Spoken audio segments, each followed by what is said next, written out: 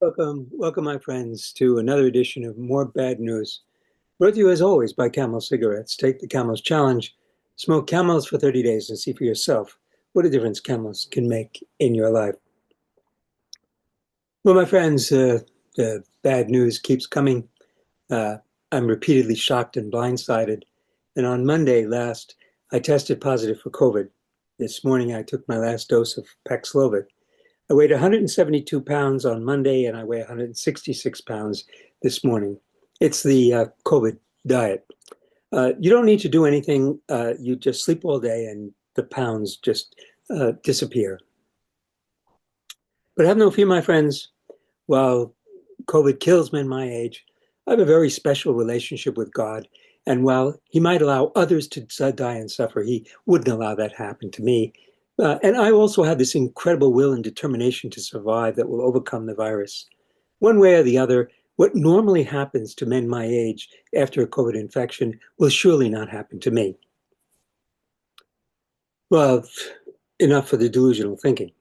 Remember, the angel of death is my guardian angel. This week has been devastating to my health, and after a full week, I am nowhere near functional. Tomorrow, I will attempt a quick morning shopping run since we've run low on a number of everyday grocery items. It'll be a test of my stamina. I wouldn't want to do it today. The important thing to understand is that COVID kills men my age. So I've been reviewing my notes of the plague, sickness, and death. I began last week. I began today listening to Frank Snowden's lectures on disease and civilization. Yale University lectures, magnificent. Major diseases always have a major impact on human culture, government, art, religion, literature, on everything. And last week I was listening to Susan Sontag's brilliant 1977 lecture, Illness as Metaphor, in which she discusses tuberculosis and cancer. If you want help in understanding our tragedy, Sontag and Snowden can help. It's worth considering how we view illness, especially COVID, as a metaphor for the human condition.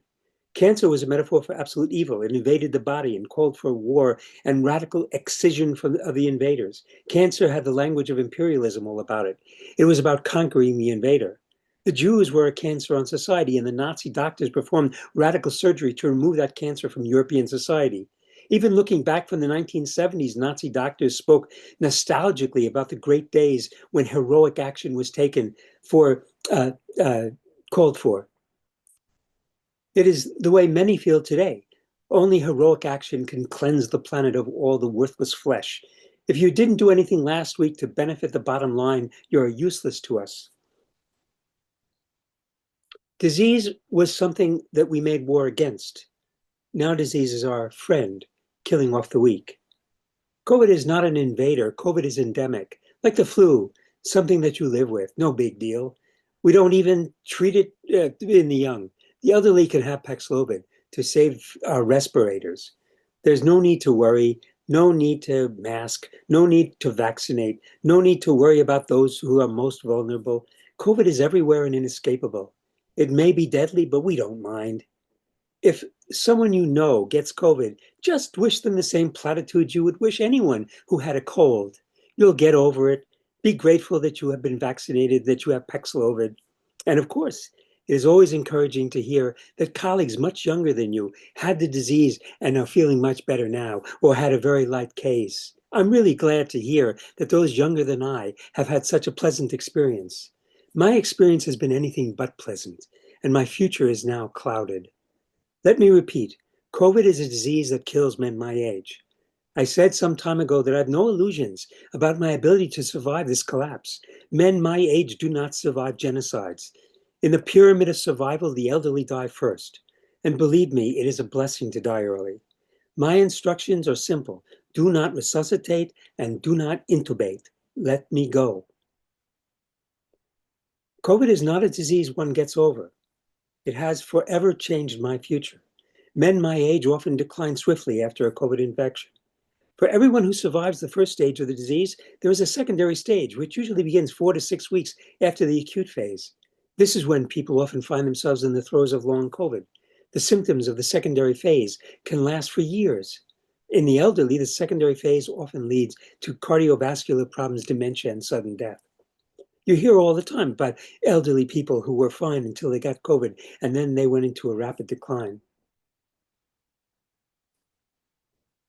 My guardian angel has always been the angel of death, and throughout my life, she has protected me from illusions, and she continues to protect me now. I'm still in the acute phase. My brain has been oxygen deprived all week. Last night was good. I was able to sleep with the CPAP machine again.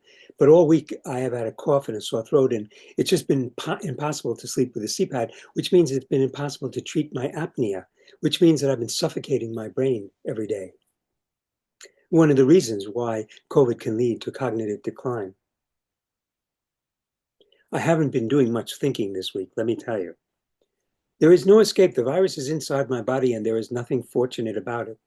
I'm not lucky to have been vaccinated, and I'm not lucky to have Paxlovid. There's no silver lining to this disease.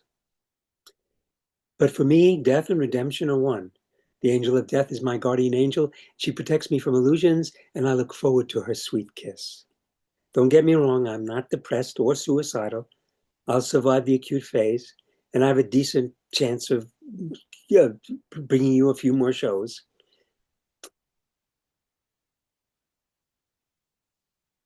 But COVID has shortened my life and has increased my risks of all kinds of very unpleasant health complications for the future. And finally, to my shame, one of the things that revelations of this has been that I've always thought of other people as vectors of disease, and I'd never thought of myself as a vector of disease. So I would go unmasked with my son because he and I were both, safe. And it wasn't true. And I did infect someone who, it was outdoors. They were close, not too close, but I never thought that it would be me to infect another person. So that was a revelation. At any rate, that's about as far as I can go this week. I wanted to share this with you. I expect that I'll be back in 2 weeks with another show. As I've said, we go one day at a time. You take it one day at a time. You take it one show at a time. If the show doesn't appear on Sunday, there'll probably be an announcement somewhere. I've got my plots in Grand Rapids. You can come to my funeral. Put some pebbles on my stone. I'd appreciate it. I've said this before. Put some stones on my pebbles. I want pebbles on my stone. Pebbles. You hear me? Pebbles. All right. So with that, I'll let you all go.